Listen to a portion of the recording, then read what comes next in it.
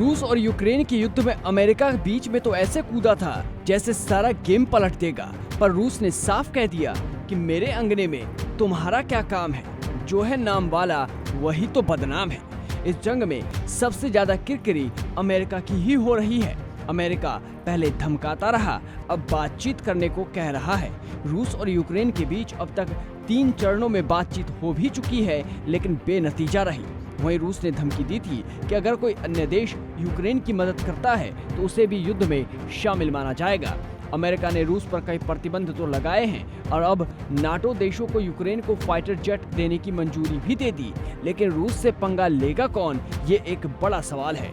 America की मंजूरी के बाद भी किसी देश ने यूक्रेन को लड़ाकू विमान देने का कोई मजबूत प्लान नहीं बताया। यूक्रेन के राष्ट्रपति वोलोदिमीर ज़ेलेंस्की ने अमेरिका और यूरोपीय देशों से कीव की मदद करने की अपील की थी। उन्होंने कहा था कि यूक्रेन की सेना को फाइटर जेट देकर सहायता करें।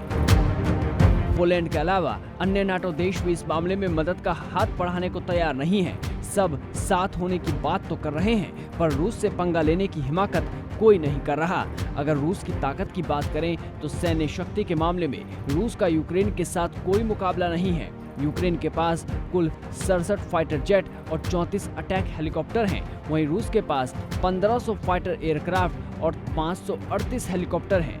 ऐसे में सवाल ये था कि अगर पोलैंड यूक्रेन को फाइटर जेट देता है तो इसे पोलिश पायलट ही उड़ाएंगे या फिर यूक्रेन के पायलट के हाथ में सौंपेंगे। दोनों ही स्थितियों में पोलैंड को सीधे तौर पर युद्ध में शामिल माना जाता। वहीं अमेरिका ने भी साफ कर दिया है कि वो ना तो थल सेना और ना ही वायुसेना को यूक्रेन की मदद के लिए भेजेगा। जब अमेरिका तक पीछे हट गया, पोलैंड अपनी बात से मुकर गया, नाटो के पास कोई प्लान नहीं है, तो क्या यूक्रेन की मदद करने की बातें सिर्फ ढोंग थी? ब्यूरो रिपोर्ट, जी मीडिया।